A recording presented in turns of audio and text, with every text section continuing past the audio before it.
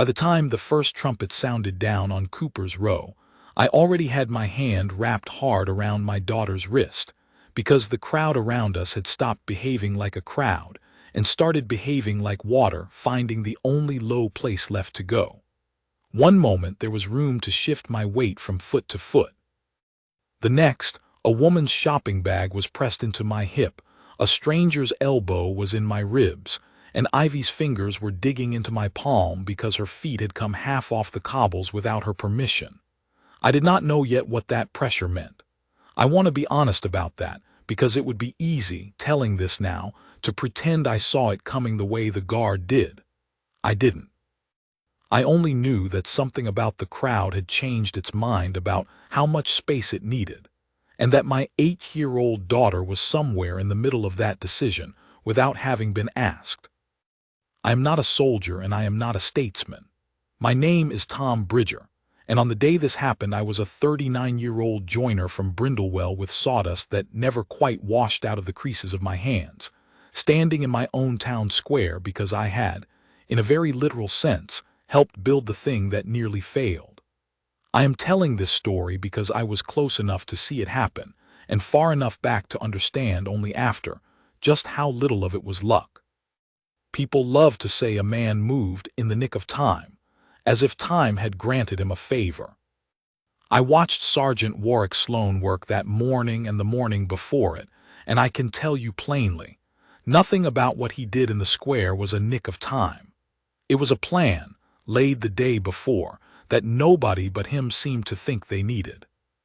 I should start there at the beginning, the day before the charter fair, because that is where the whole thing was decided, long before Princess Malin ever set foot on Cooper's Row. Brindlewell turns 400 years old as a chartered market town this summer, and the town council had been planning for the occasion since the previous autumn Bunting ordered the Guildhall repointed, a proper stage built against its steps for the speeches. And because the Crown has walked through Brindlewell every few years on what everyone still calls the Midsummer Walk, word came down in the spring that this year's walk would fall on the same weekend as the Charter Fair, so that the town's anniversary and the royal visit could be one event instead of two. That decision, made by someone far above my pay grade in an office at the palace at Harrogate, is the reason there were twice as many people standing in the old market square as anyone had built barriers for. I don't say that with any bitterness. I say it because it matters to what happened next, and because nobody, not the council, not the guard detail, not me, fully understood what it would mean until the crowd itself explained it to us, the hard way, hours before it happened. My firm, Bridger & Sons, which is really just me and my father-in-law, and on a good week, a nephew of his, was contracted to build and set the crushed barriers along the processional route and the standing rail in front of the Guildhall steps. We'd done fencing work for the council before, nothing grand, garden walls and paddock rails, but a man named Ned Greaves, who does most of the borough's civic carpentry, brought me in because the job had grown too big for him alone, what with the extra length of route the anniversary called for. I mention Ned because he was there beside me for most of what follows, a broad, unhurried man near 60 who had built barriers for every royal visit to Brindlewell since I was a boy, and who told me, while we were still setting posts 2 days before the fair, that he had never once seen the guard detail walk the line the way this one does. I asked him what he meant, and he nodded up the lane toward a man in a plain dark coat over a scarlet tunic, standing very still at the mouth of Cooper's Row with his hands loosely clasped behind him, looking not at us, not at the Guildhall, but up and down the narrow lane the way a man might look at a river he was about to decide whether to cross. "That's Sergeant Sloan," Ned said, "King's Guard. He'll be on the little princess's detail tomorrow, is my guess, seeing as he's the one they always send when it's her. Watch him. He doesn't watch the way the others do." I didn't think much of it at the time. I had 30 more feet of rail to true up before the light went, and Ivy was due to be collected from her grands by 5. But Sloan crossed the square not 10 minutes later and stopped at the section of barrier Ned, and I had just finished bolting, and he did something I had not seen a guard do before. He put both hands on the top rail and leaned his weight into it, once, hard, testing it the way you'd test a ladder before you trusted your neck to it. "Who built this section?" he asked, not unkindly, but not making conversation either. "I did," I said. "Both of us." "It'll hold a crowd leaning," he said. "Will it hold a crowd falling into it?" I remember being a little offended, the way any tradesman is when someone questions his joints and his bolts. I told him it was rated for a standing crowd, same specification the council always used, same as every year. "This year isn't the same as every year," he said, and it wasn't an argument, just a fact laid down flat. "This year you've got the fair and the walk on the same afternoon, in a square that was built 400 years ago for cart traffic, not for 8,000 people. I've read the council's crowd estimate. I don't think it's right." He wasn't wrong to doubt it, though none of us knew that yet. I only remember standing there with a spanner in my hand, feeling the particular discomfort of a man who has just been told his careful work might not be careful enough, and asking him what he wanted us to do about it. What he wanted, it turned out, was quite specific. He walked the full line of the route with me and Ned for the better part of an hour that evening, from the edge of town where the family's cars would stop, all the way down the high street, through the narrow throat of Cooper's Row, and into the square in front of the Guildhall. At 3 points he stopped and asked us to change something. A gate latch moved to open outward instead of in. A second rail added behind the first at the sharpest bend by the old pump.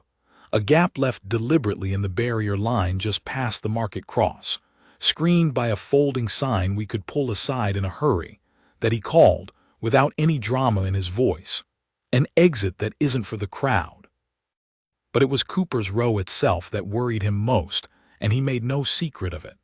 The lane is narrow, I'd guess 12 feet across at its tightest, hemmed in by the old wool merchants' buildings on both sides, and it is the only way from Fairground Green, where the charter fair stalls and stage stood, into the old market square, where the walk was due to end at the Guildhall steps. Every soul who came from the green to see the royal family would have to funnel through that 12-foot gap to reach the square. Sloane stood in the middle of it with his hands on his hips and looked up at the buildings on either side, and then back down the lane toward the noise of the fair, and he said something I didn't understand the weight of until the next day. "A crowd doesn't fail because it's big," he said. "It fails because it's big somewhere narrow and it doesn't know it yet." I asked him, half joking, whether he'd been a bricklayer before he was a guardsman, the way he talked about the buildings and the width of the lane. He almost smiled, the first real give I'd seen in his face all evening, and told me he'd spent 4 years on close protection details before he ever stood a ceremonial post, and that the first thing his old training sergeant had taught him was that the parade ground discipline everyone saw in the photographs was the smallest part of the job. The largest part, he said, was reading a space before anything happened in it, so that when something did happen, you were already standing in the right place to stop it. I asked him, because by then it was full dark and Ned had gone to fetch the last of our tools from the van, and there didn't seem any harm in asking, where a man learned a thing like that. He told me he'd come up through the ranks the ordinary way, ceremonial postings first, the parade ground work everyone imagines when they picture the King's Guard, and that it was only after 4 years of standing motionless outside gates that he'd been put forward for close protection training under a woman he still called, with a plainness that told me exactly how much he'd thought of her. The best instructor I ever had. Color Sergeant Petravain, he said her name was, retired now, who had taught a class of 12 young guardsmen that a crowd was not a wall of strangers to be watched generally, but 1,000 small physics problems waiting to happen at once, and that the whole of the job was learning to see the 2 or 3 that mattered before they happened, rather than reacting cleanly to the one that already had. She used to walk us through empty stadiums, he said. hours at a time, and make us point out where a crush would start if the gates opened wrong, where a stand would empty badly, where a single blocked exit would turn an ordinary Tuesday into somebody's worst day. Most lads thought it dull. I thought it was the only honest part of the training. The rest of it, the marching, the turnout inspections, that's for the cameras and the tourists, and it matters in its own way, don't mistake me. But this, he nodded at the lane around us, the dark buildings, the drainage channel by the pump still uncovered for the council's repair. This is the part that actually keeps people alive. Nobody claps for it. Nobody's meant to notice it's happening at all, if it's done right. I asked him whether he'd ever had to use it, the training, I meant, the thing itself, rather than the years of walking empty stadiums pointing out where crowds might fail. He was quiet for a moment, the kind of quiet I'd come to recognize by the next morning as the shape a careful man's answer takes before it arrives. Twice properly, he said. Once at a harbor festival, 2 years back now, a temporary stage collapsed at the edge of a crowd, nothing to do with any royal visit, just an ordinary town affair. But I happened to be off duty and standing near enough to pull 2 people clear before the rest of it came down. That one taught me that competence doesn't care whether you're on the clock. And once before that, my second year on protection work, a security barrier failed at a factory opening, not unlike what we're standing in front of now, and I wasn't fast enough. Man broke his ankle. Nobody's fault, exactly. The barrier was rated wrong by the manufacturer, not by anyone who set it up, but I've never quite let myself forget the half-second I spent deciding whether the sound I'd heard was really what I thought it was, instead of just moving. I don't spend that half-second anymore. That's the whole of what 4 years bought me, not the strength to catch someone. Just not spending the half-second wondering whether I need to. I didn't know, standing in that lane with a spanner still in my hand, what to do with a story like that except to feel, for the first time since he'd stopped me at the barrier that afternoon, that the man asking me to dig a fresh post hole an hour before dusk wasn't being difficult for its own sake. He was paying, in the only currency he had, for a mistake that hadn't been his to begin with, and had decided, somewhere in the 2 years since, that he would rather spend an evening being thought overcautious by a tired joiner than spend one more half-second wondering. Captain Reed, coming up the lane just then with a clipboard of his own, must have caught the tail end of it, because he clapped Sloane once on the shoulder in a way that told me the 2 of them had history well beyond a single evening's barrier inspection. "He tell you about the ankle?" Reed asked me, not unkindly. "He tells everyone about the ankle eventually, usually about the second hour of a sight walk. I've heard it 11 times myself, and I still let him tell it, because a man who remembers his own near misses that clearly is a man you want reading your crowd for you." "I don't tell it for sympathy," Sloane said, a little dryly, the closest thing to embarrassment I saw cross his face the whole 2 days I knew him.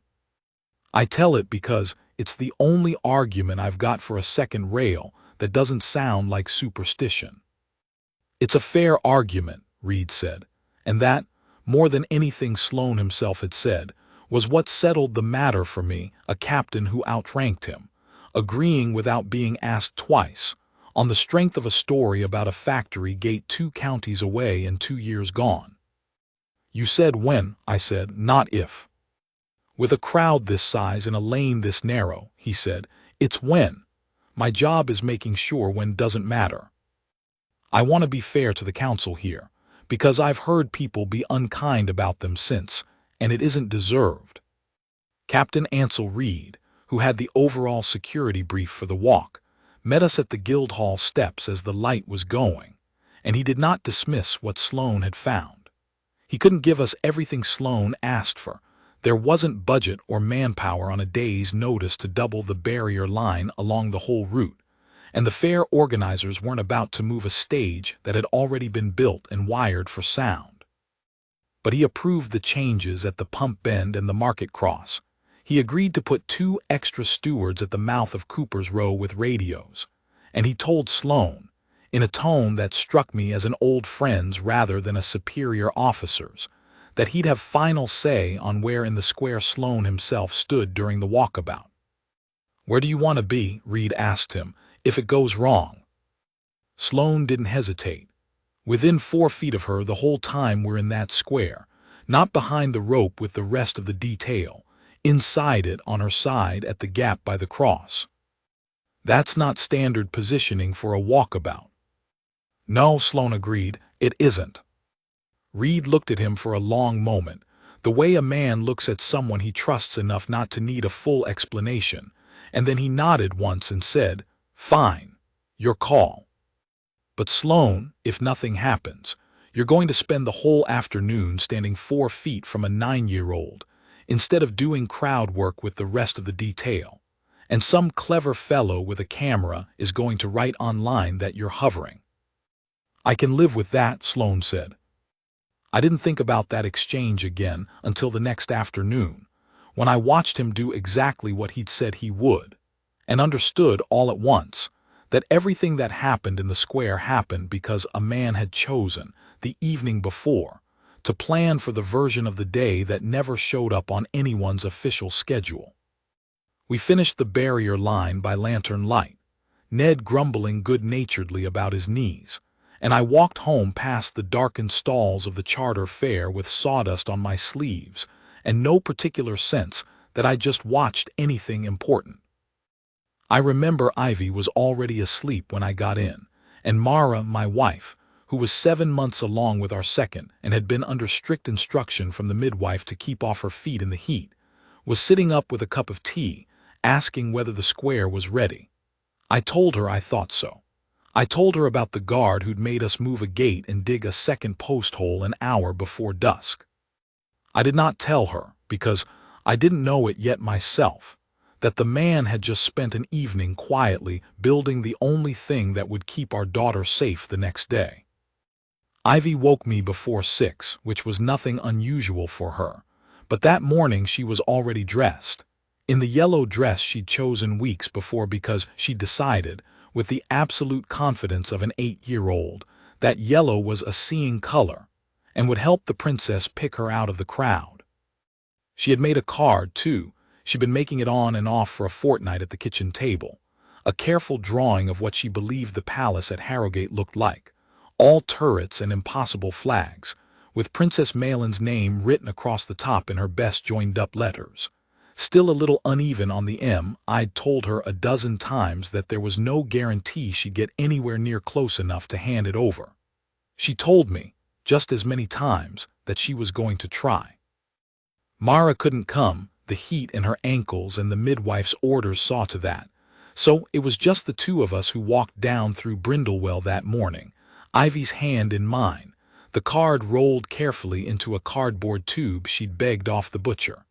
The town was already transformed. Bunting in the crown's colors ran the length of the high street, snapping gently in a warm breeze that everyone would later agree, without much satisfaction, had done nothing to cool the day.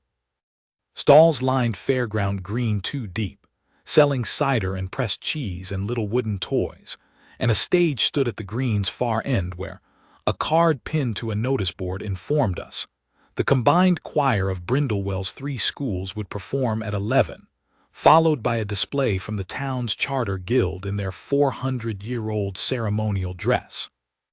By 8 in the morning there were already more people in the square than I'd ever seen there for anything, filling in along the barrier lines Ned and I had built, laughing, jostling for a spot, entirely unaware, the way crowds always are, that they were forming into a shape that would matter enormously in a few hours' time.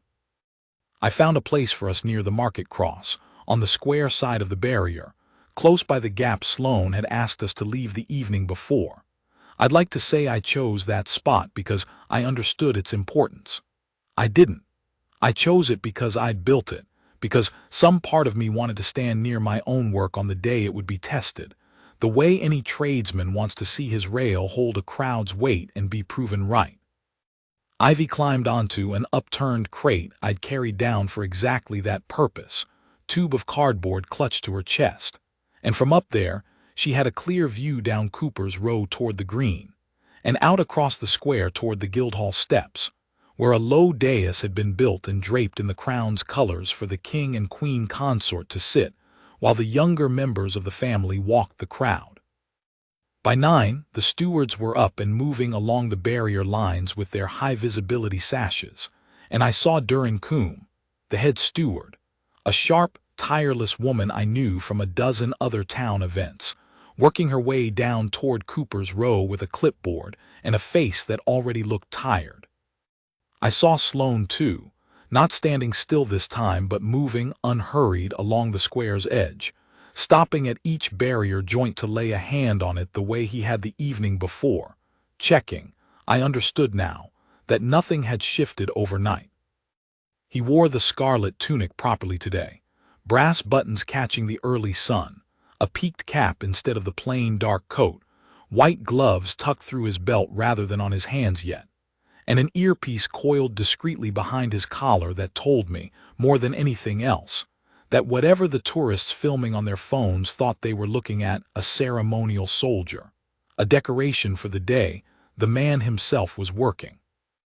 I saw proof of that for myself not 20 minutes later, and I've come to think it mattered as much to what happened after as anything he did the evening before, because it was the first time I watched him solve a danger that had nothing at all to do with the family he'd been sent to protect. It started the way these things always seem to, with nothing more than an ordinary mother's ordinary distraction. A young woman near the pump bend, laden with a folding chair, a cool bag, and a baby in a sling across her front, had set her older boy down for a moment to free a hand, meaning to keep hold of his sleeve while she rearranged her load, and lost him in the space of perhaps 4 seconds. The amount of time it takes a crowd of that size to close a gap a small child has slipped through.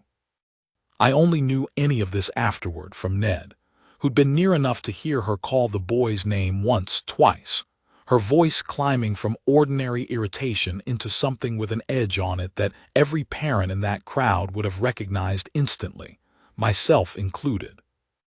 I turned to look, the way you do, and for a moment I couldn't see the boy at all, 3 years old, perhaps 4, in a striped jumper too warm for the day, and no taller than most of the adults' waists around him, which meant he'd vanished from sight the moment he'd taken more than 2 steps from his mother in any direction. What I could see was the ground beyond the pump itself, where the old stone trough that gave the bend its name sat inside a low rail that Ned and I had been asked, the evening before, to reinforce precisely, because a determined toddler could get a leg over it in about the time it took to think about doing so. And beyond the trough, where the cobbles dropped away into the old drainage channel that ran under the high street, uncovered for the length of a yard, while the council's workmen finished a repair that wouldn't be done until the following week. I want to be honest that I hadn't clocked any of that danger myself, not in any way I could have acted on, until I saw Sloane already moving toward it. He was 30 feet from the pump when the mother lost sight of her son, deep in a low conversation with Captain Reed about the stewarding numbers at Cooper's Row, the same conversation, I'd learn later, in which he first raised his worry about the choir finishing early. I did not see him break off that conversation so much as absorb it into motion. He was still speaking, I think, for the first 2 strides, the words trailing behind him the way a man's do when his body has already decided something his mouth hasn't caught up to yet. He crossed the intervening ground without any appearance of hurry, without so much as raising his voice, threading himself between a family with a pushchair and a cluster of teenagers with a phone held up for a photograph, and reached the low rail around the trough perhaps 3 seconds before the boy did.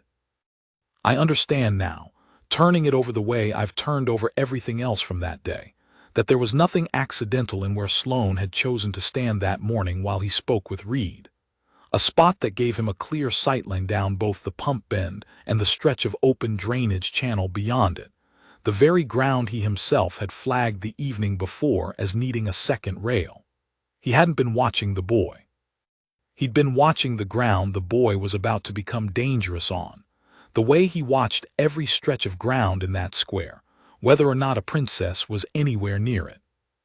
The boy had one hand on the rail and one foot already lifting to clear it, aimed, in the single-minded way of a small child chasing a pigeon that had settled on the trough's rim, straight for the open channel beyond, when Sloane reached him. He didn't scoop him up dramatically or shout a warning that would have frightened him into a fall rather than away from one. He crouched, the way I'd later watch him crouch to Ivy and to Malin both, put one broad hand flat against the boy's chest with no more force than you'd use to still a door in a draft, and said something too quiet for me to hear, and the boy, startled out of his pigeon chase by a stranger's calm, unhurried voice rather than by fear, simply stopped and looked up, and after a moment even laughed at whatever Sloane had said to him. By the time the mother reached them, moving fast and white-faced through the crowd with her baby still slung against her chest, Sloane had the boy's small hand tucked into his own gloved one, and he handed him back to her with the same unhurried economy he'd used to catch him, saying only that the ground by the trough wanted watching today, more people about than usual, and that she might keep him on the inside of the rail for the rest of the morning. He didn't lecture her. He didn't make a performance of what he'd just prevented, and I don't think, from where I stood, that more than a dozen people in that whole crowded square understood anything unusual had happened at all. The mother thanked him twice, her voice still not quite steady, and Sloane simply nodded and turned back toward Reed, picking the thread of their conversation back up as though he'd never left it, and within a minute he was speaking again about stewarding numbers at Cooper's Row. The danger he'd just prevented already filed away behind the danger he was still working to prevent. Ned, who had watched the whole thing beside me with his own grandson gripped rather more tightly than before, let out a low breath. "There," he said. "That's what I meant yesterday. You watch 20 men do this job over the years, and 19 of them are watching the crowd because they're told to. That one's watching the ground itself, same as if he'd built it, same as you would." I didn't have anything clever to say back to him. I only remember thinking, with a kind of unease I couldn't yet put a name to, that a man who moved that cleanly for a stranger's child, on a morning when nothing had gone wrong yet, was a man I badly wanted standing near my own daughter if the morning ever changed its mind about staying calm. I did not know, standing there in the growing heat with Ivy's hand in mine, how soon I would get exactly that, or how much I would come to be grateful for it before the day was through. By 10, the square was full enough that I had to lift Ivy down off the crate and hold her against my hip, so she wouldn't be jostled off it by the press of new arrivals behind us. By 10:30, word came down the line, past steward to steward and crowd member to crowd member the way news travels through a packed street, faster than any announcement, that the royal cars had been sighted on the Harrogate Road, 20 minutes out. And that was when I first felt it, not fear, not yet just the crowd's collective intake of breath, the sense of several thousand people leaning, all at once, very slightly forward. The cheering reached us before the family did. That's the thing nobody tells you about a royal walkabout until you've stood in one. You don't see them arrive. You hear them arrive, a sound that starts as a murmur 3 streets away and rolls toward you like weather, gathering itself as it comes, until the people at the top of the high street are clapping and the people at the bottom, who still can't see a thing, are clapping too, just because the sound demands it of them. Ivy went rigid against my hip, both hands wrapped around her cardboard tube, and I felt her breath catch the way it does before she either laughs or cries, and I honestly couldn't have told you which one was coming. They came down the high street on foot, having left the cars at the edge of town as was the custom for the midsummer walk, and the crowd along the barriers there had the luxury of space that we, packed into the square, no longer had.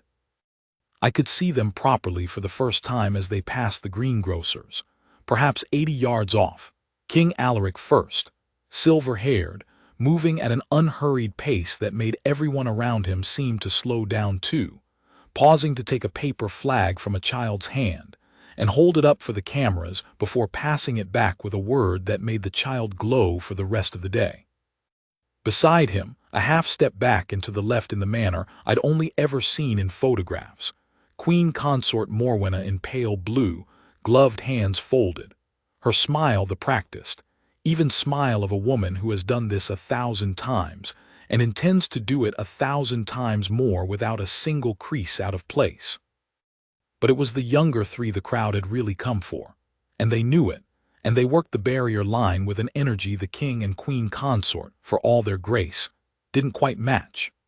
Crown Prince Rowan crossed the street twice in the first 30 yards to shake hands on both sides, and Princess Alara had already collected 2 bouquets, and what looked like a stuffed rabbit passed to her by an elderly man who, I'd learn later, had knitted its jumper himself.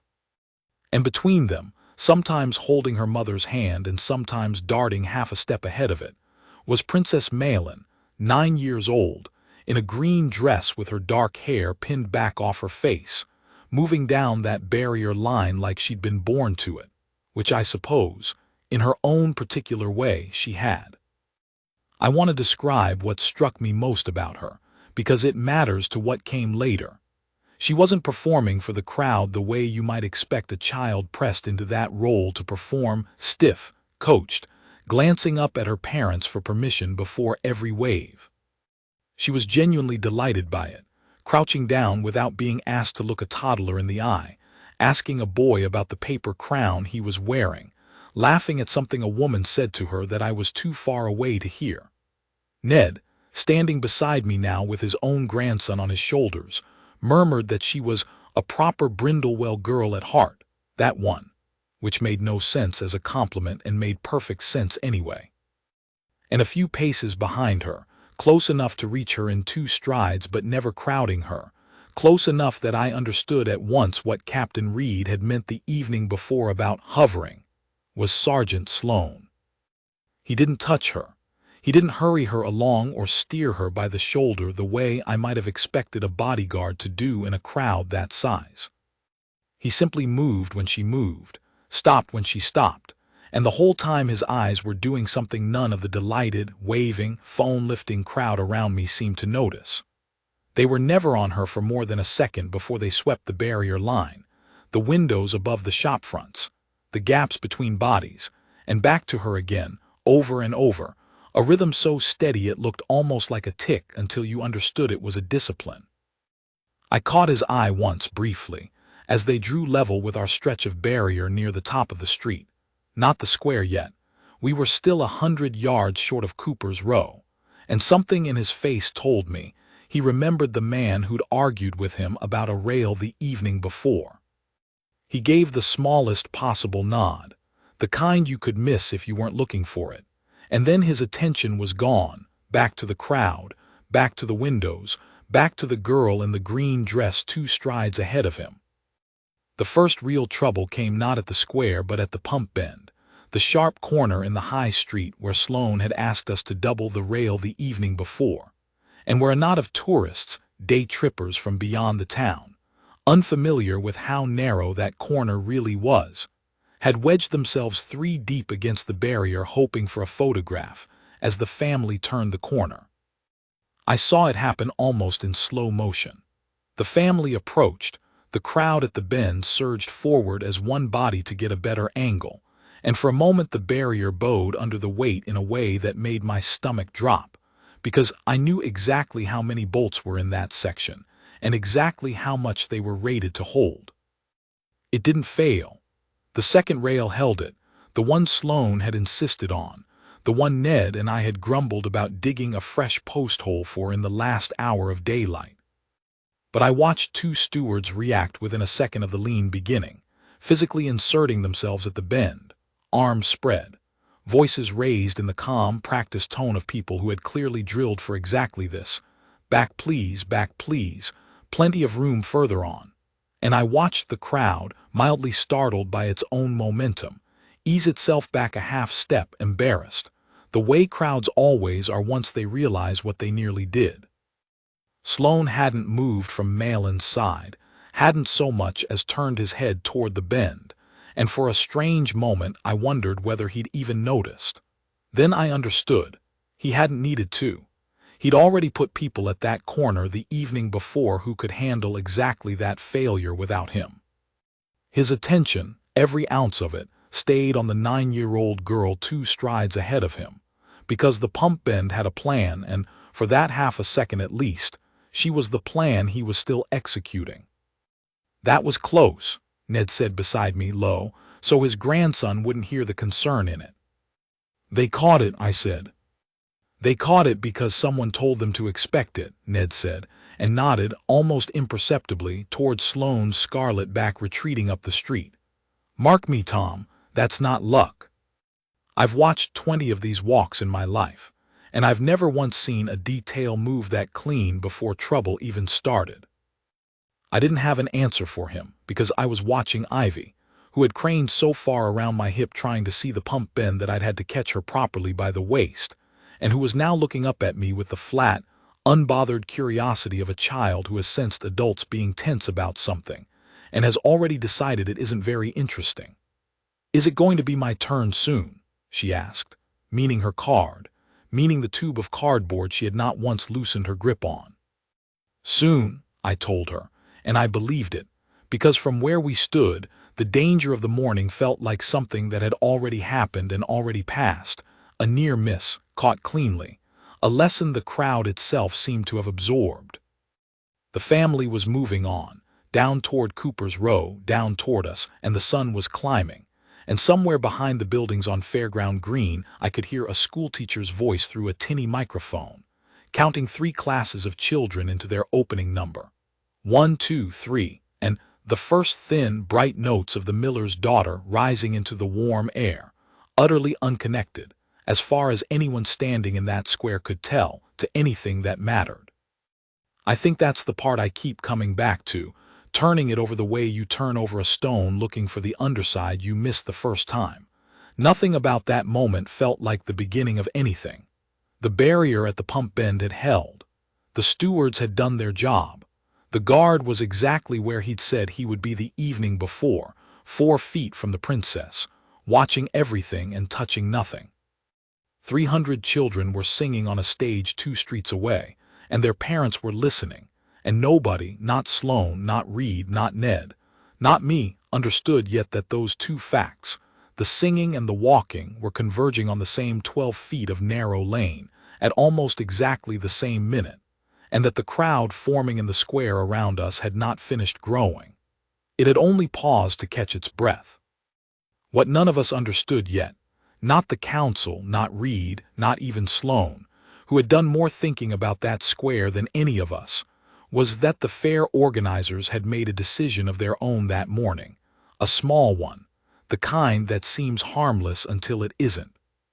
The original program had the school's choir finishing at 11:30, a full hour before the family was expected to reach the Guildhall steps, which would have given the green plenty of time to empty out gently. In the unhurried way a crowd disperses when it isn't chasing anything. But the royal party had left Harrogate later than planned, some delay with the king's morning engagements that nobody in the square knew or cared about, and word had gone round the stewards, and from the stewards to the fair's announcer, that the walk was now running a full 40 minutes ahead of the old estimate. Nobody thought to tell the schoolteacher counting 3 classes of children through the miller's daughter. She simply saw the crowd on the green start glancing toward town, heard the swell of cheering rolling down from the pump bend, and did what any sensible teacher does when she senses she's about to lose her audience's attention anyway.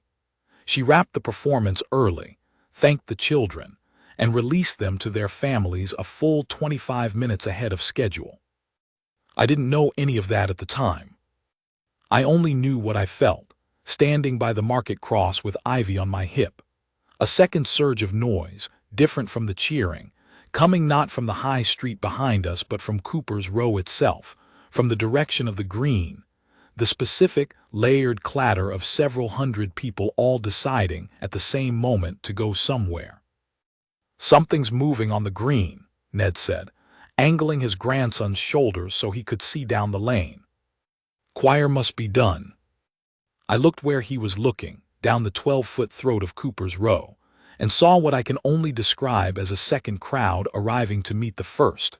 Parents and grandparents and children in their choir clothes, streaming out from Fairground Green with the particular energy of people who have just watched their own child perform and now want, more than anything, a second thing to be excited about on the same happy morning.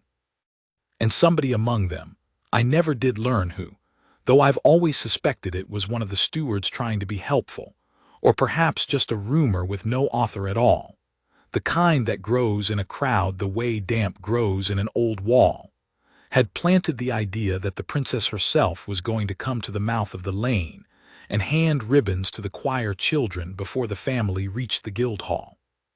It wasn't true. I checked afterward with Captain Reed himself, and there had never been any such plan. But a crowd doesn't need a thing to be true. It only needs enough people to believe it's true at the same moment. And by the time Coombe understood what was happening and started shouting into her radio for reinforcements at the mouth of the lane, several hundred singing-clothed children and their families were already pouring into Cooper's Row from the green end, funneling toward a square that was already, by any honest measure, holding more people than it had ever been built to hold. I felt it before I understood it. The barrier at my hip, the one I'd bolted myself 2 days before, took on a new kind of pressure, not the occasional lean of a crowd shifting its weight but something steadier, something with intent behind it, bodies behind me pressing forward not because they meant to, but because the people behind them were pressing too, and the people behind those. Ivy made a small sound, not quite a word, and pulled her knees up against my chest the way she used to when she was much smaller, and I found myself turning my shoulder into the crowd to make a kind of shell around her, the way you'd cup a hand around a candle in wind. Tom, Ned's voice had lost its easy roll. Tom, I don't like this. I didn't either, but I want to be honest about what I felt in that moment, because it wasn't yet the fear that came later. It was something smaller and more ordinary. The mild, irritated worry of a father whose daughter is being jostled at a fair, the kind of worry that makes you say "excuse me" a little too sharply to a stranger's shoulder blade, not the kind that makes you think about barriers failing or bodies packed too tight to fall down in. I still believed, the way everyone in that square believed, that this was simply what a very crowded day felt like, and that somewhere just out of sight the people whose job it was to manage crowds were already managing it. They were. I want to say that plainly, because it would be easy to tell this story as though everyone but Sloane failed that day, and that isn't true. Coombe had 4 stewards moving toward the mouth of Cooper's Row within 90 seconds of the surge starting, physically forming a loose line to try to slow the flow of people entering the lane from the green side, doing the same calm, practiced work I'd watched succeed at the pump bend an hour before. A steward's voice, tinny through a hand megaphone, began calling for people to hold back, to wait, that there was no ribbon-giving planned, that everyone would have their chance to see the family from the square. For a minute, maybe 2, it even seemed to be working. The flow from the green eased. A few families near the front of it turned back toward the stalls, satisfied, and I let my shoulders drop a fraction. And I remember thinking, with the particular relief of a man who has just watched a problem solve itself, that we'd come through another close one. That was the false calm, and I understand now that it was the most dangerous 10 minutes of the whole morning, not because anything got worse in them, but because everyone, the stewards, the crowd, me, let themselves believe the danger was passing, right at the moment it was actually just gathering its full weight to arrive all at once. Because the family, unaware of any of this, unaware that a rumor about ribbons was pulling a second crowd into a lane already straining to hold the first, chose that exact moment to reach the mouth of Cooper's Row themselves, working the barrier line as they'd worked it the whole way down the high street, in no hurry at all, exactly where the 2 crowds, the one leaving the green and the one already packed into the square, were about to meet. I saw Princess Ilara stoop to accept a drawing from a boy near the lane's edge. I saw Crown Prince Rowan laugh at something and clap a young man on the shoulder. And I saw Malin, a few steps ahead of her parents as she so often was, catching sight of the choir children in their matching pale shirts spilling toward her from the green, and doing exactly what any warm, unguarded 9-year-old would do at the sight of other children her own age arriving at a party. She brightened, and she quickened her step toward them, straight into the lane's narrowing throat, straight toward the 112-foot gap in the whole route that Sergeant Sloane had spent an hour, the evening before, telling anyone who would listen was the most dangerous place in Brindlewell. He was already moving before she'd taken her second step.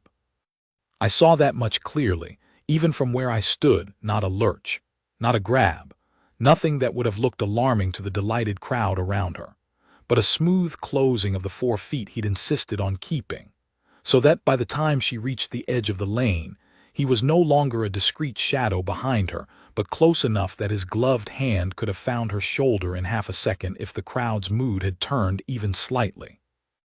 I remember thinking, in the strange, sideways way your mind works when you're also trying to keep your own child's ribs from being crushed against a barrier rail, that I had never seen a man look so calm while moving so fast. "Ned," I said, "get your grandson back off the rail." I don't fully know why I said it. I think some part of me, the part that had spent an evening walking that lane with a spanner in my hand, listening to a guard explain exactly how it could fail, understood, before my mind had properly caught up, that we were no longer in the calm part of the day. I was right, we had perhaps 4 minutes left of it. For about 90 seconds, though, it was the best 90 seconds of Ivy's whole year, and I've never been able to decide whether I'm glad she had them before what came after, or whether I wish, selfishly, that we'd never been standing close enough to the gap for them to happen at all. The family reached our stretch of barrier just past the market cross, close enough that I could see the fine gold thread in Princess Alara's collar and hear Crown Prince Rowan's laugh, a real laugh, at something a farmer's wife said to him about his tie.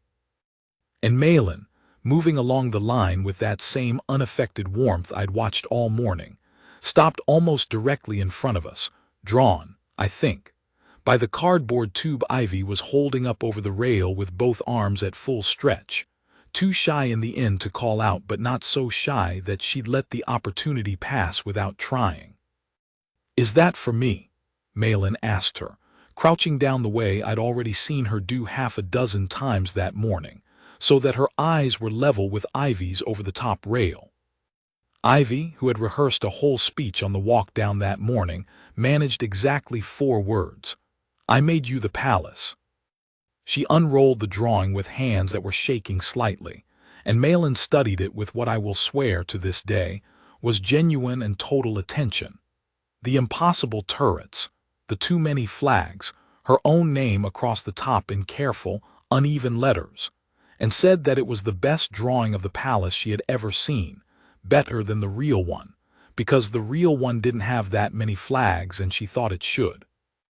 Ivy laughed the surprised, delighted laugh of a child whose joke has landed with someone she never expected to find it funny, and for a moment, genuinely, I mean this, none of the crowd around us existed at all.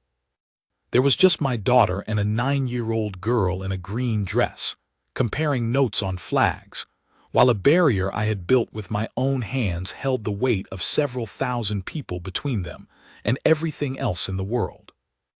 I saw Sloane behind her the whole time, close enough now that his shadow fell across the drawing, his eyes doing their steady sweep even as his princess laughed with a stranger's child, barrier, crowd, gap, lane back to her, over and over, the rhythm never once breaking for the warmth of the moment in front of him. I understood, watching him, that this was precisely the danger of a walkabout that nobody who hasn't stood close protection could ever fully appreciate. The very thing that made her good at this work, her genuine delight in people, her refusal to be hurried or handled, was the same thing that could put her exactly where a trained man least wanted her to be. He wasn't managing a princess in that moment. He was managing a 9-year-old girl who loved people more than she feared crowds, and there is no manual for that. Only a man close enough to do something about it if it went wrong. It went wrong about 90 seconds later. I felt it before I heard it, a change in the pressure against my back that was different from anything that had come before. Not the steady, patient shove of a crowd trying to see better, but something sudden and specific. A lurch, as though a great door somewhere behind us had swung open and let a second crowd's worth of momentum straight into the first. I found out afterward what had caused it. The stewards holding the mouth of Cooper's Row, stretched thin and already dealing with 2 separate small emergencies of their own. An elderly man who had gone faint in the heat near the green end of the lane, requiring 2 of the 4 stewards to break away and get him clear and call for the medical tent, and a barrier gate at the green side that had been left on its inward hinge despite Sloane's instructions the evening before. Because in the rush of setting up an extra vendor stall that morning somebody had swapped it back without telling anyone, had simply run out of hands.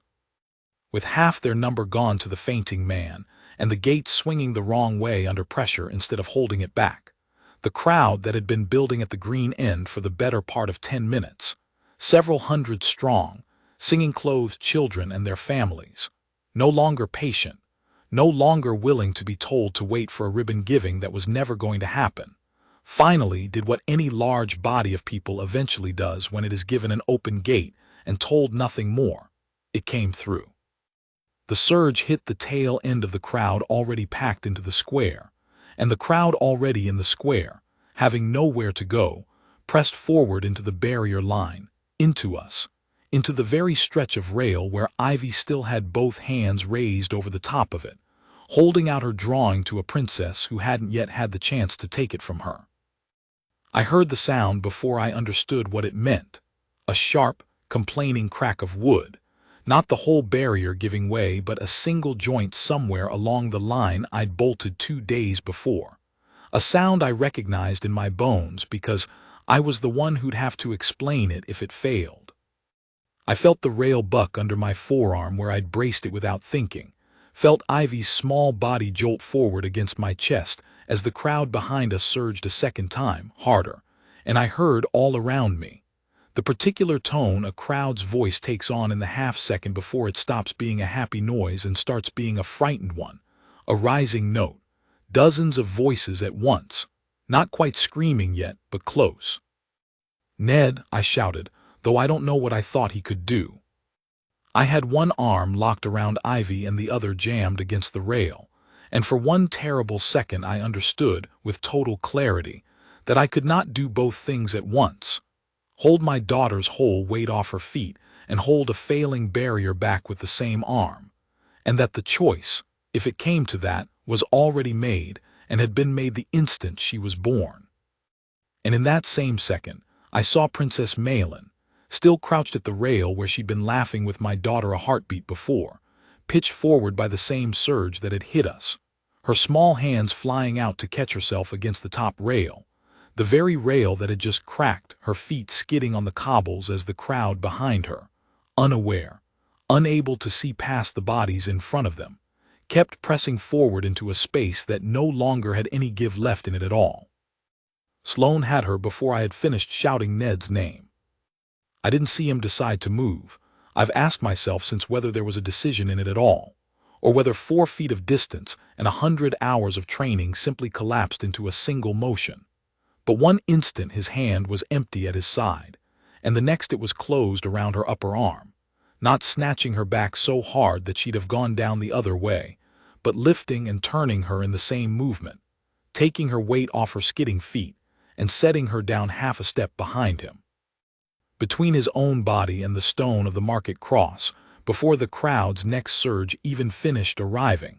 It could not have taken a full second.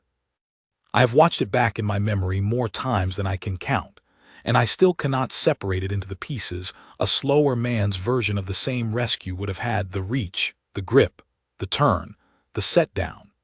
Because in him they were all one motion, the kind you only get from doing the smaller version of it in your head, over and over. The evening before, until your body no longer needs your mind's permission to run it. Hold here. Hold here now.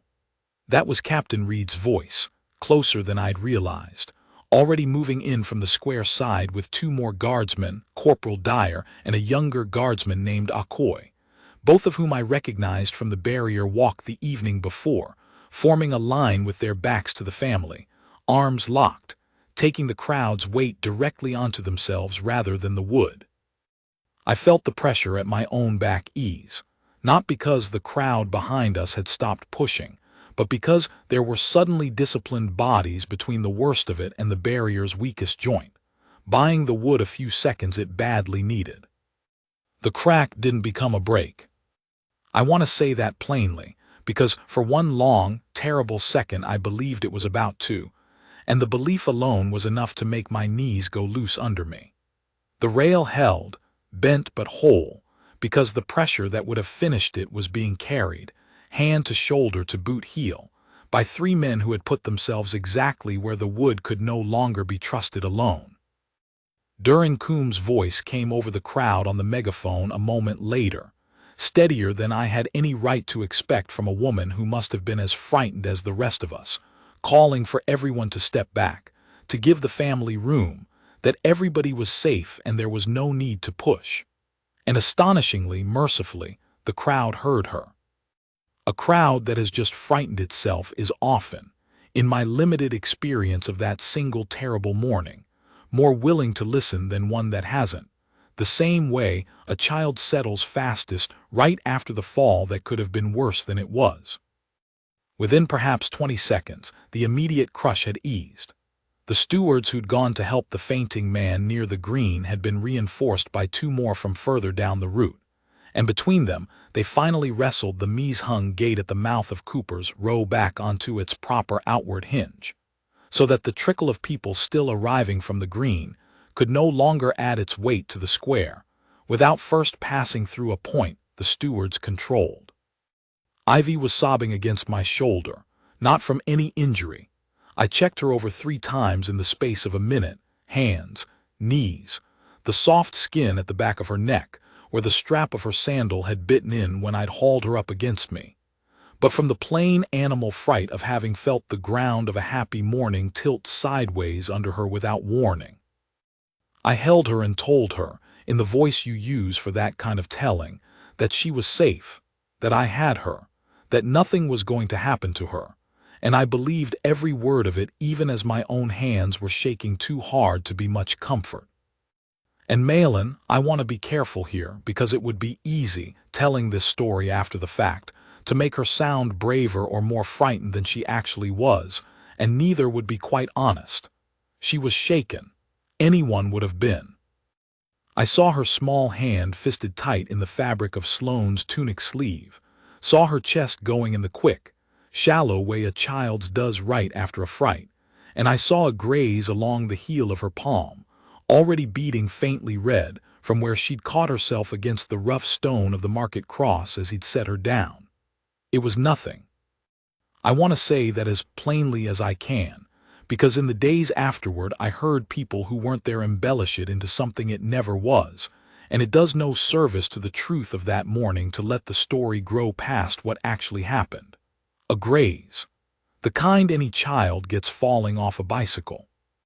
Sloane had a handkerchief pressed to it inside of 5 seconds, and Alara was on her knees in front of her daughter with both hands cupping her face, and Rowan had one arm braced around them both, and for a moment the 4 of them made a small, private knot in the middle of all that noise, oblivious to the cameras that I have no doubt were already finding them.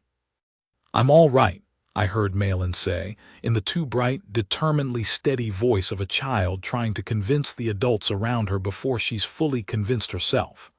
"I'm all right, truly. Is Ivy all right?"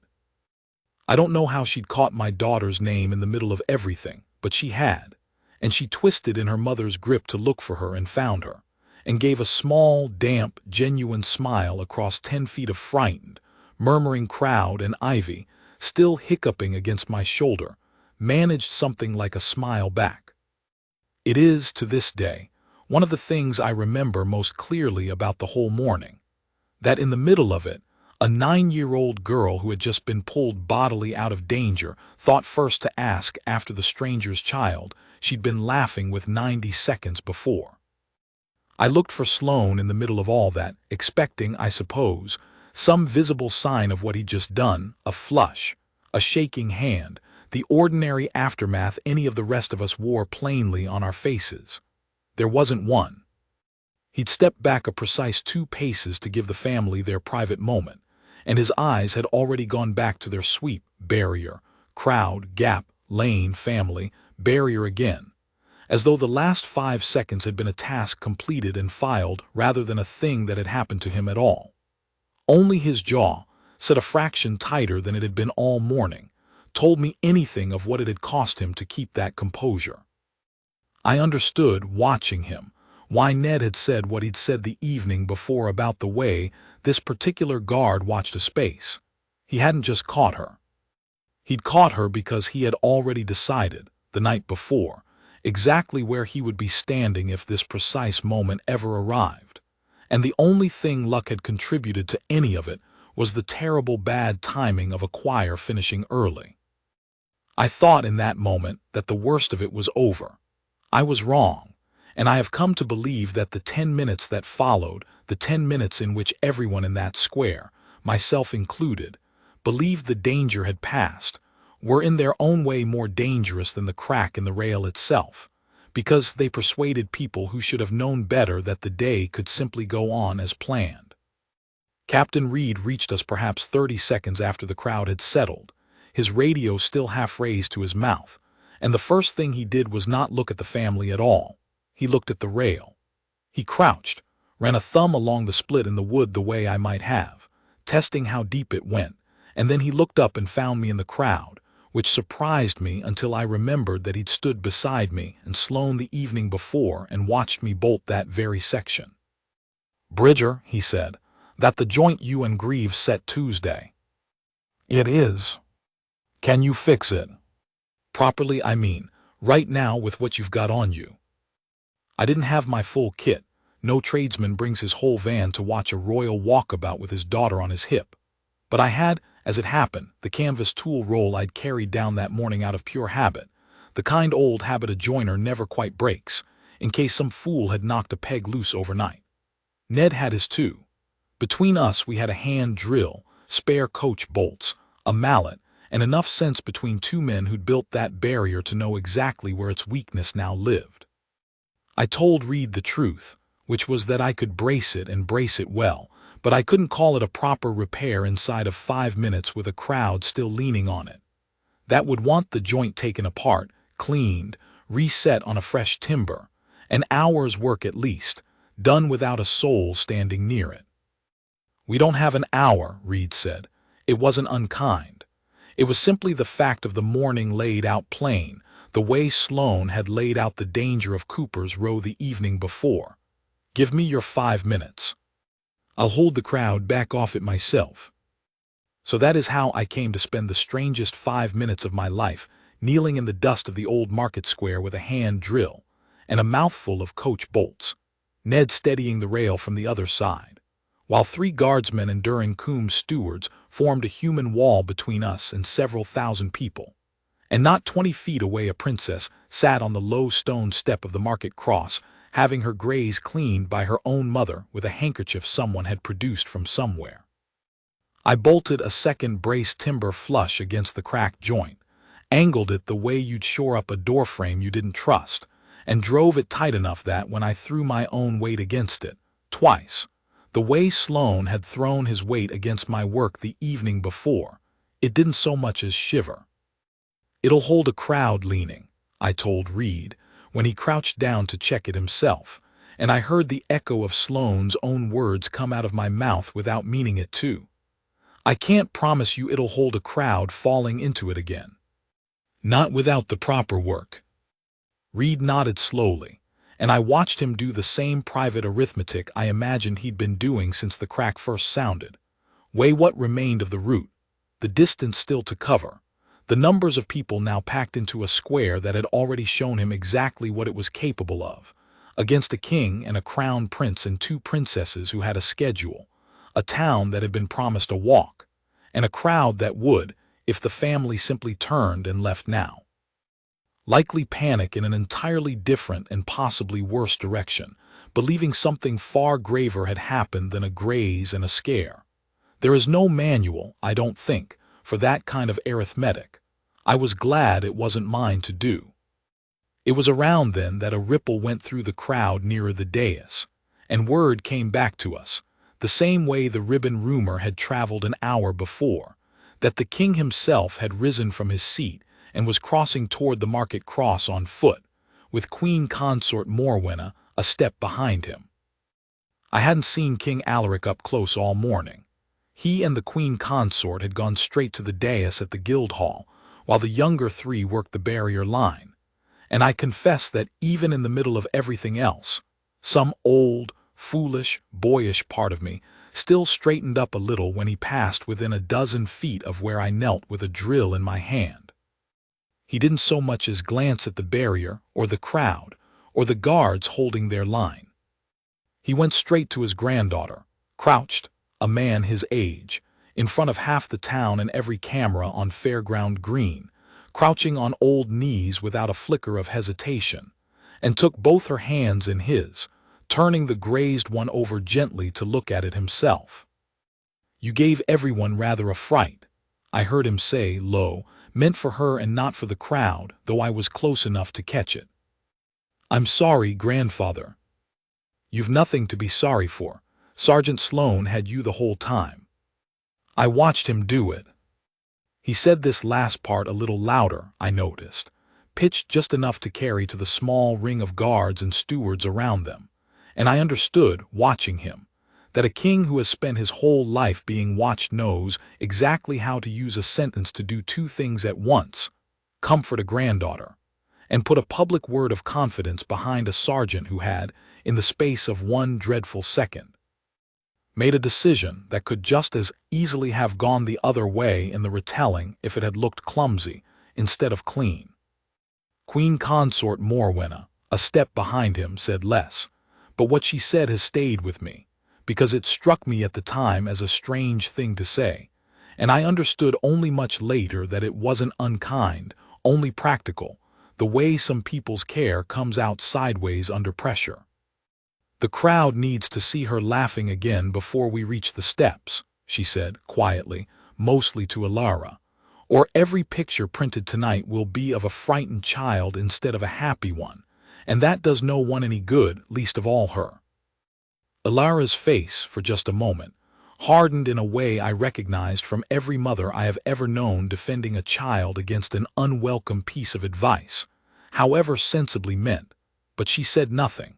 And a moment later Morwenna had moved on to speak quietly with Reed about the schedule, composed and correct, the public face already back in place. I don't say any of this to make a judgment of her.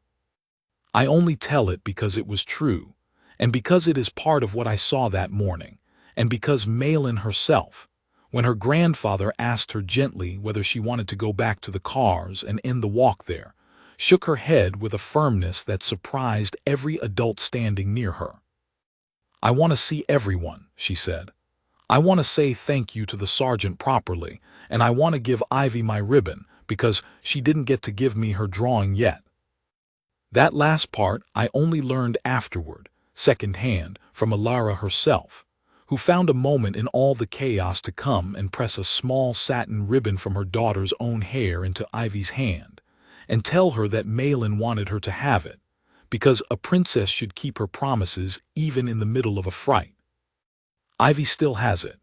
It sits pinned to the corkboard above her bed, beside a photograph of the drawing she never quite managed to hand over, because by the time the crowd calmed enough for the exchange to happen properly, the family had to move on, and I have never told Ivy, and don't intend to, how close we came that morning to the ribbon being the only thing anyone remembered about it. Reed gave the order to continue the walk perhaps 6 minutes after the crack in the rail, 6 minutes that felt, standing in the middle of them, like the longest of the entire day. Sloane had not moved from within arm's reach of Malin the whole time, not the 4 feet he'd held that morning, but close enough now that his shadow lay across her boots. And when Reed asked him quietly whether he wanted anything changed before they moved on, I heard Sloane say only 3 words in reply. Closer, slower, watching. Reed didn't argue with any of the 3. The walk resumed at a pace that felt, after everything, almost gentle, and for a stretch of perhaps 10 minutes I let myself believe the worst truly had passed. The family covered the ground between the market cross and the final approach to the Guildhall at something closer to a stroll than the brisk, cheerful pace they'd kept all morning, and I understood, watching them, that this too was a kind of discipline. Alara's hand resting lightly and constantly now on her daughter's shoulder, Rowan positioning himself on Malin's other side in a way that hadn't been there before, the whole family, without a word passed between them that I could hear, closing ranks around the smallest of them in the unhurried, undramatic way a family does when it has been frightened and has decided together not to show it. I used the lull to see to my own daughter properly, which I hadn't managed to do with any real attention since the crack in the rail. I found Ned's spot near the edge of the crowd, took Ivy from him, and sat her down on the same upturned crate she'd stood on that morning, checking her over one more time in the honest daylight rather than the frightened half-light of the crush itself. She was unharmed, truly unharmed, not a mark on her beyond a faint red line where the barrier rail had pressed into her forearm. But she was quiet in a way that worried me more than tears would have, turning the satin ribbon Alara had pressed into her hand over and over between her fingers, watching the crowd resettle itself around us with an attentiveness that had nothing childish left in it. "Are we going home now?" she asked, not as a complaint, just a question, the kind a child asks when she's trying to work out whether the frightening part of the day is finished or only paused. I told her we could go home any time she wanted, that nobody would think less of her for it, and she thought about that for a long moment, still turning the ribbon before she shook her head. "I want to see if the princess is all right," she said, "and I want my drawing back, even if she doesn't take it. I don't want it lost." I have thought about that answer more than I probably should, because it strikes me now as a very grown-up thing for an 8-year-old to have decided in the middle of being frightened, not to run, but to see the thing through to a proper end, so that neither of them would be left carrying an unfinished fright home with her. I told her we'd stay a little longer, and she nodded, satisfied, and went back to watching the crowd with that same new, careful attention. It was around then that Mayor Wexley found us, a stout, perpetually anxious man I'd known my whole life, who had spent the better part of a year planning the charter fair and looked, in that moment, as though the year's planning had aged him considerably more than the year itself. He'd come, I think, to check on the barrier line rather than on us specifically, but he stopped when he saw me, mopping his face with a handkerchief already soaked through. "Bridger, thank God, tell me the truth, is it going to hold, the rest of it?" I told him what I'd told Reed, that Ned and I had done what could be done with 5 minutes and a hand drill, and that a proper crew was on its way, and that the guard detail seemed to think the risk manageable if the route was watched closely the rest of the way. He nodded through all of it without really hearing it, the particular nod of a man rehearsing what he'd say to the council on Monday rather than listening to the answer he'd asked for. And then he said something that stuck with me, mostly because it was so plainly, nakedly honest for a man who spent most of his public life being careful not to be. 400 years this town's had a charter," he said, "and I'll be the mayor they remember for nearly getting a princess hurt in the square. Nearly. That word's going to follow me the rest of my life, however it ends today." He looked toward the Guildhall steps, where the family had nearly reached the base of the platform, and something in his face steadied, the way a man's does when he decides, consciously, to stop dwelling on the disaster that didn't happen. "Well, nearly isn't happened. I'll take nearly, and be grateful for the men who made it stay that way." He moved on before I could think of anything to say back to him, off toward the Guildhall to see to whatever a mayor sees to in the last stretch of a nearly ruined civic occasion.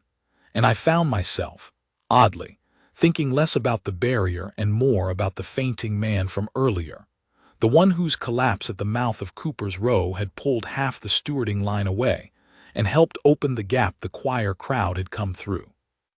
I asked Duran Coombe about him, catching her for a moment as she passed with her clipboard and her radio, and she told me, with the particular brisk relief of a woman who had been carrying one worry too many all morning, and was glad to set at least this one down, that he'd come round within a minute of reaching the medical tent, that it had been nothing worse than the heat and an empty stomach, and a collar buttoned too tight for a warm morning, and that he was already sitting up with a cup of tea and a biscuit, mortified at the fuss and asking repeatedly whether he'd made the little princess late.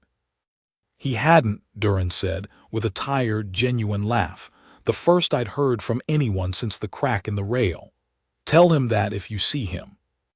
Nobody blames a man for fainting in this heat, and nobody blames a gate for swinging the wrong way when half the town's leaning on it.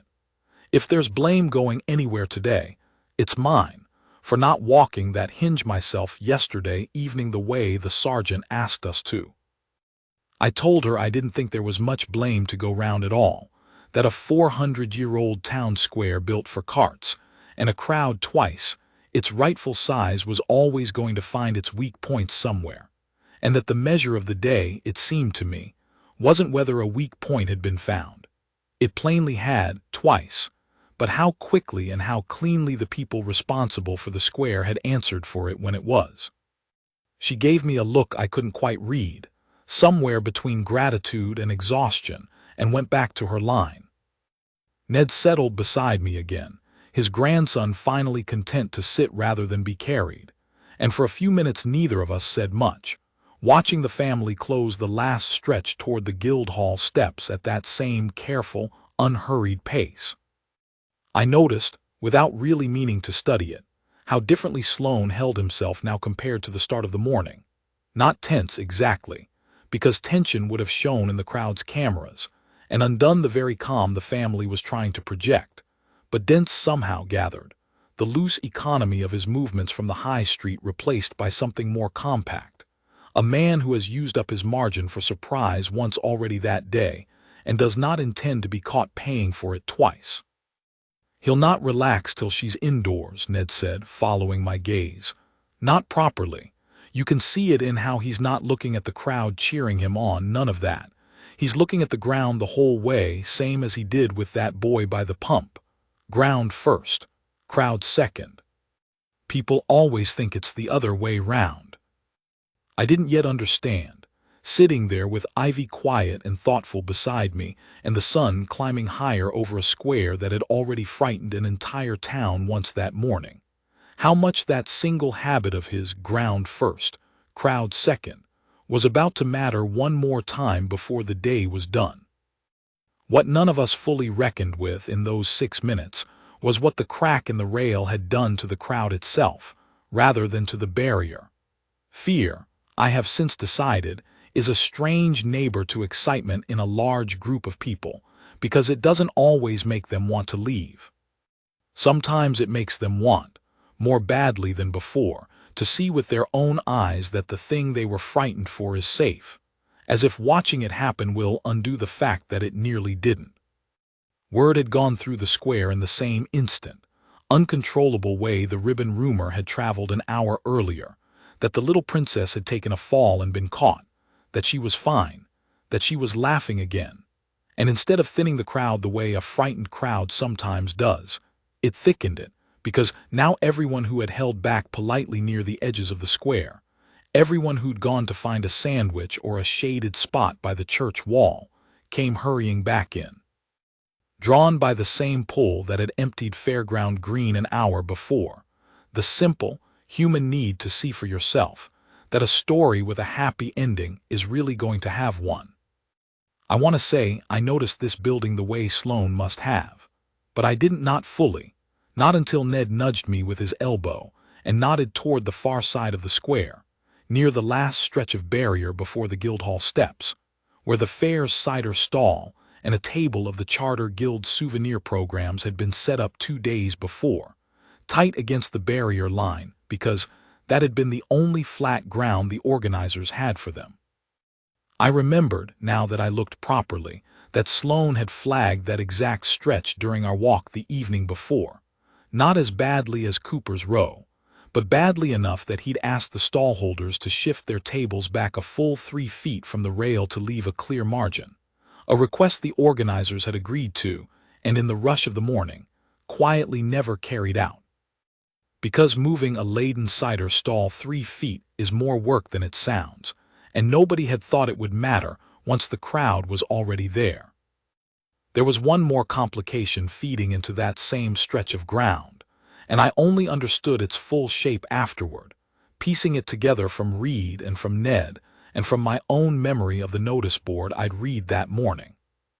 The Charter Guild's ceremonial procession, the 400-year-old robes, the Burroughs' ancient silver mace carried by the Guild's oldest surviving member, the whole slow, dignified column that was meant to greet the king formally on the Guildhall steps once the family arrived, had been standing ready in the side yard of the Old Wool Exchange since 10:30, waiting for its cue. And that cue had been thrown into confusion by the same 40-minute schedule shift that had emptied the choir onto Fairground Green early. Nobody had told the Guild's marshal that the timing had moved. He was watching for a signal that was already 20 minutes overdue by his own reckoning, and rather than risk missing the family's arrival entirely and embarrassing 4 centuries of tradition in front of every camera in the square, he made the decision, a few minutes before the family reached the base of the steps, to march his column out early and take up its position along the same narrow stretch of pavement the cider stall had already crowded. Adding 24 robed and slow-moving elders and a very heavy ceremonial mace to a bottleneck that had, by then, already lost 3 feet it could not spare. I want to be fair to the marshal, an elderly draper named Corbin Ashby, who I'd known to nod to at market my whole life, because I don't believe a kinder or more careful man walked into that square all day. He drilled his column for weeks on the dignified pace, the correct bow, the precise moment to lower the mace, none of it wasted, none of it foolish, and he had absolutely no way of knowing, positioning his people exactly where 400 years of tradition told him they belonged, that he was walking 24 of the town's most frail and most beloved citizens into the one stretch of ground in Brindlewell that a trained man had spent an entire evening warning everyone about. Sloane clocked that too, I've since learned, faster than I ever could have. Reed told me, months later, that the sergeant had sent Akoi jogging ahead the moment he saw the Guild's column forming up, not to turn them back, there wasn't time, and turning back 400 years of ceremony in front of a camera crew would have caused its own small chaos, but to physically insert himself between the column and the weakest stretch of rail, forming, with his own body and a length of rope borrowed from a nearby stall. A narrow corridor that kept the elderly marchers walking along the safer, wider side of the lane, rather than pressed against the same wood that was already carrying more than it should. It was a small thing, a single guardsman and a length of borrowed rope, and it went entirely unremarked by everyone in that square except the dozen or so people close enough to see it happen.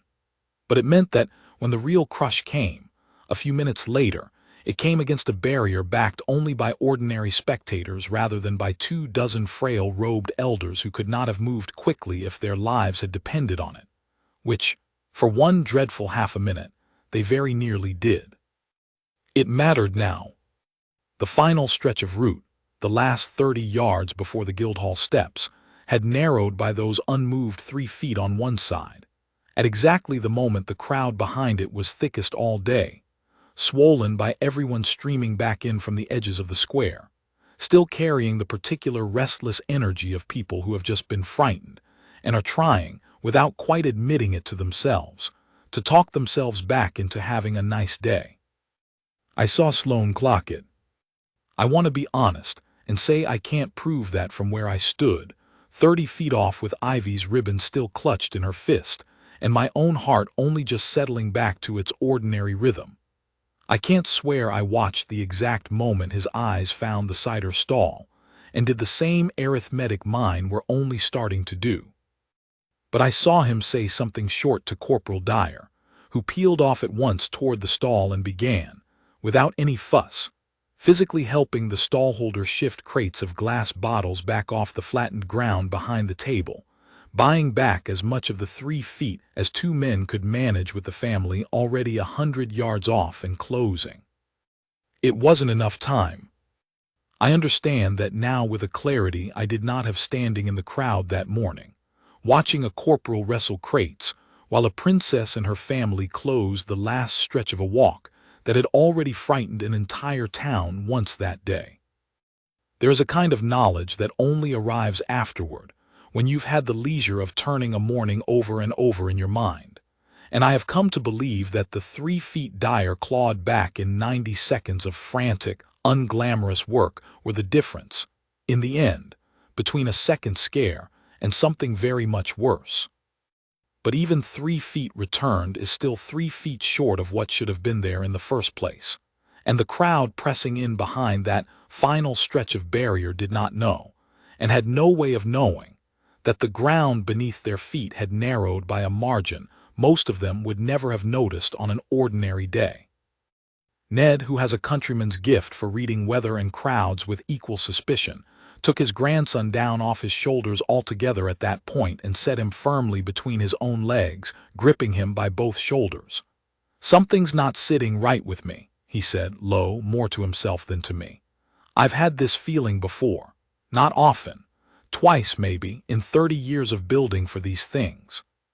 Both times something went wrong before the day was out." I asked him, only half wanting the answer, what had gone wrong the other 2 times. Once a stand collapsed at the county show, no one hurt, thank God. We'd built it too light for the crowd it drew.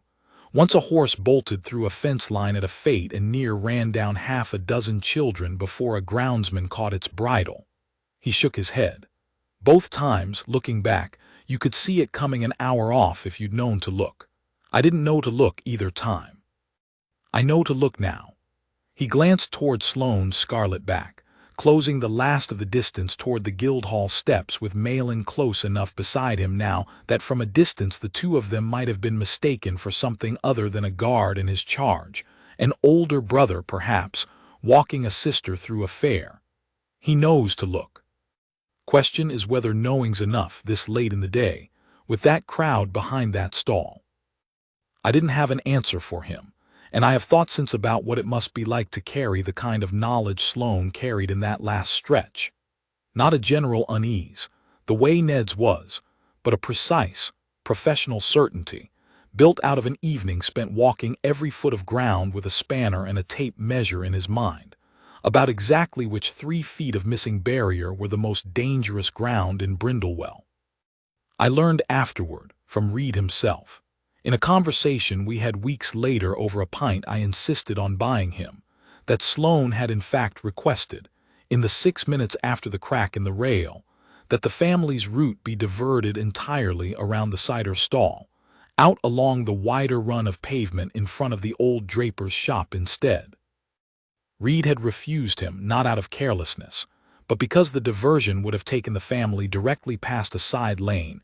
The police had flagged that same morning for an unrelated matter, a delivery lorry blocking a fire route, nothing sinister, but enough of an unknown that Reed judged the narrowed 30 yards, watched over by 3 guardsmen and a corporal frantically moving crates, the lesser risk of 2 imperfect choices. "I've turned that decision over more times than I'd like to admit," Reed told me that evening in the pub, turning his glass slowly on the table without drinking from it. "I still think it was the right call, given what I knew in that minute. That's the part people don't understand about days like that one, Bridger. There isn't a version where nothing is dangerous. There's only a version where somebody has to decide fast which danger they can put a man in front of and which one they can't." I believe him. I believed him then, in the square, too, watching Sloane make his own version of the same calculation, not whether to avoid the risk, because by then there was no path left that avoided it entirely, but where exactly to stand inside it.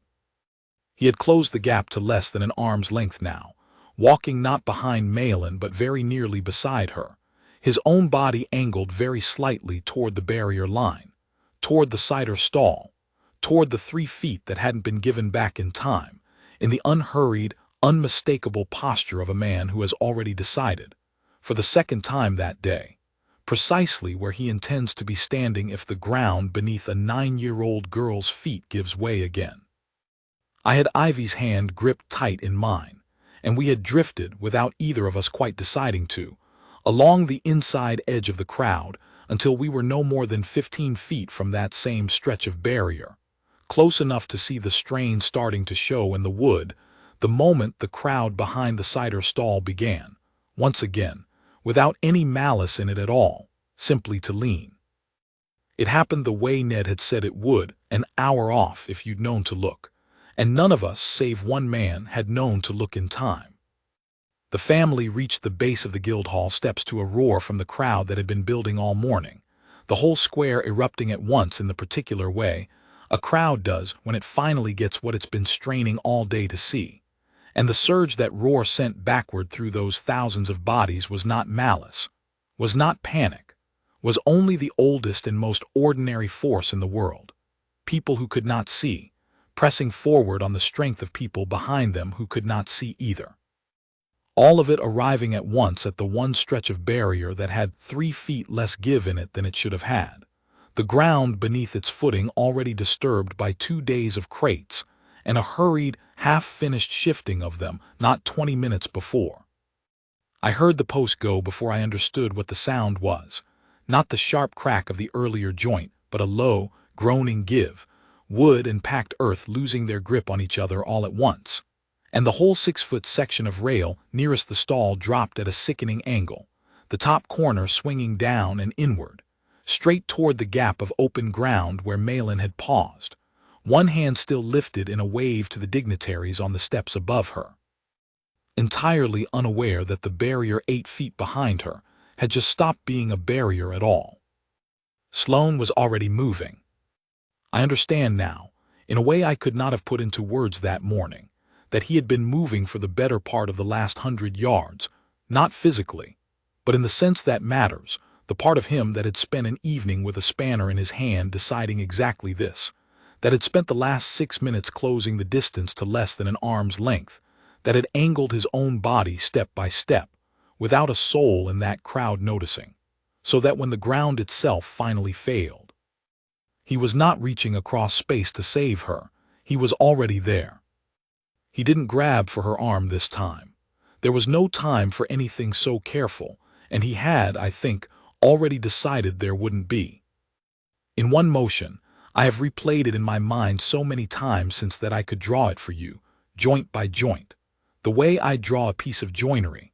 His arm swept low and closed around her middle, lifting her fully off her feet, and he turned his own body as he rose so that his back, not hers, met the falling angle of the rail, taking the glancing edge of it across his own shoulder rather than letting it so much as brush her.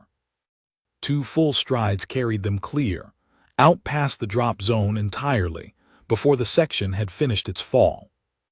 I was close enough by then, Ivy's hand still locked in mine, to see what happened in the same half-second at ground level, Corporal Dyer and Guardsman Okoye throwing their combined weight against the leaning post before it could take the rest of the line down with it. And I found myself moving too, without any decision I can remember making, dropping Ivy's hand into Ned's and throwing my own shoulder under the falling rail beside them. Feeling the shock of it travel up my arm the way it had 2 days before when I'd first tested that same joint with a mallet, except this time I was holding it up instead of building it.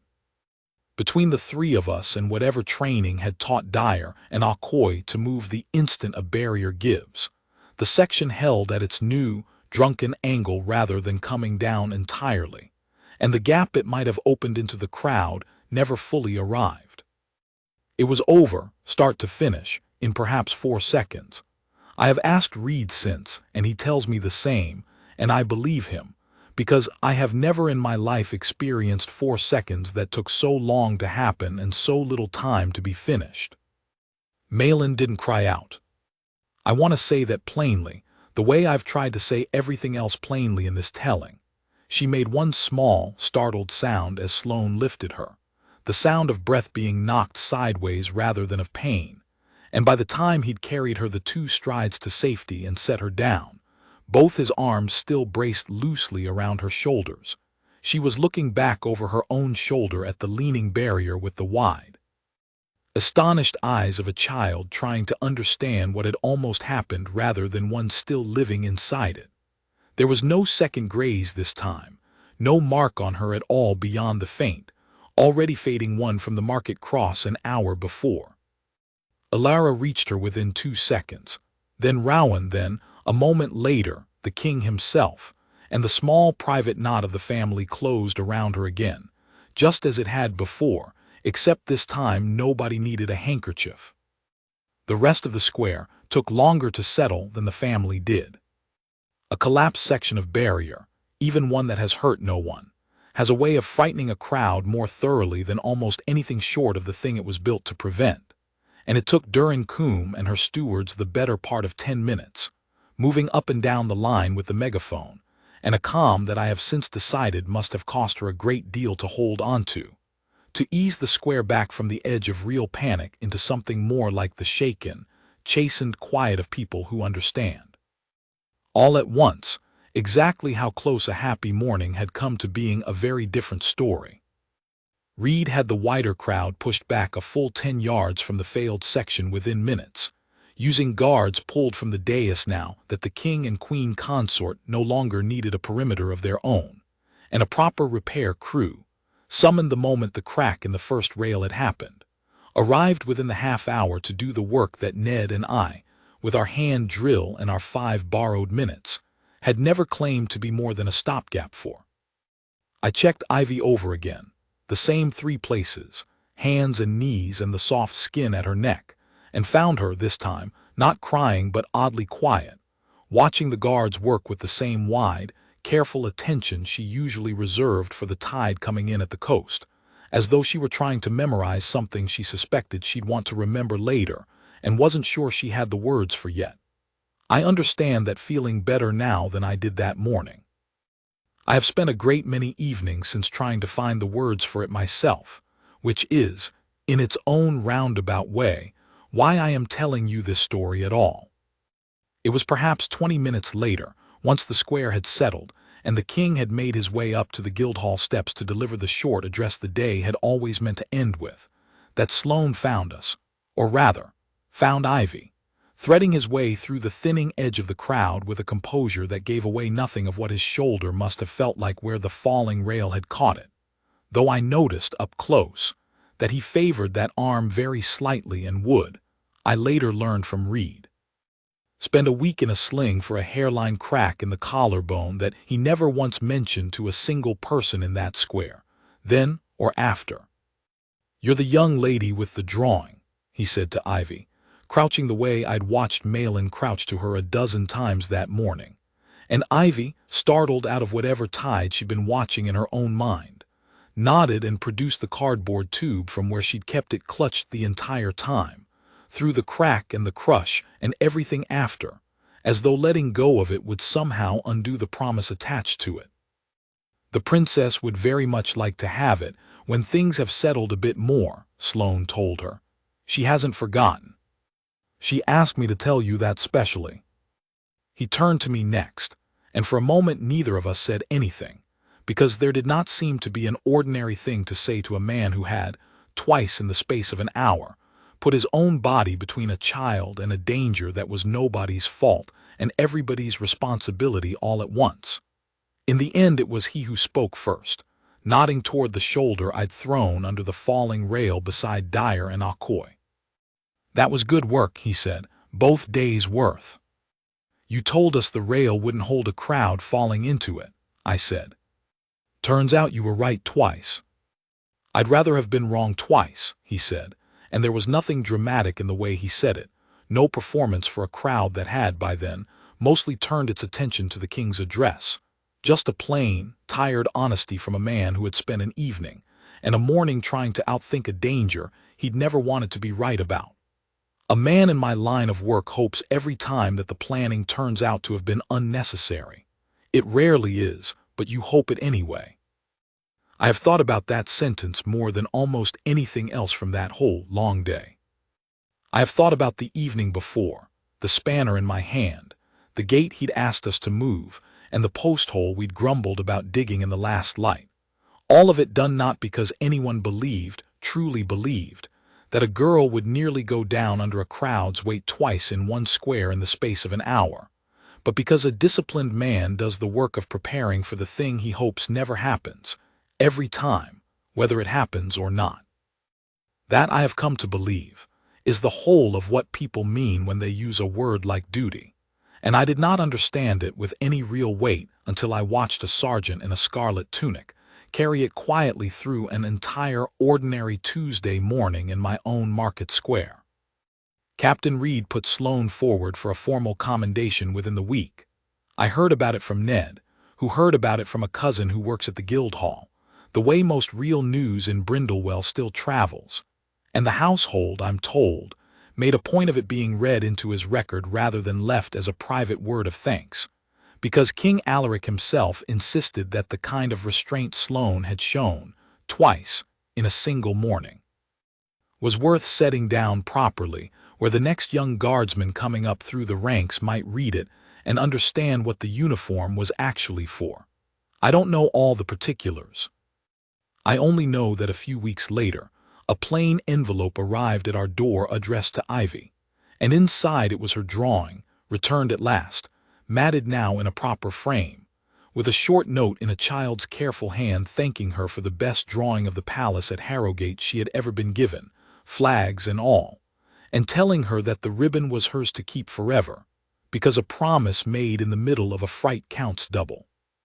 It hangs in Ivy's room now, beside the ribbon on the corkboard, and some nights, when I put my head round her door to say good night, I find her looking at it instead of at the book she's meant to be reading, and I think about a market square on an ordinary summer morning, and a rail I built with my own 2 hands, and a man who spent an evening nobody asked him to spend making sure that, when the ground finally gave way beneath a 9-year-old girl's feet, there would already be someone standing exactly where he needed to be.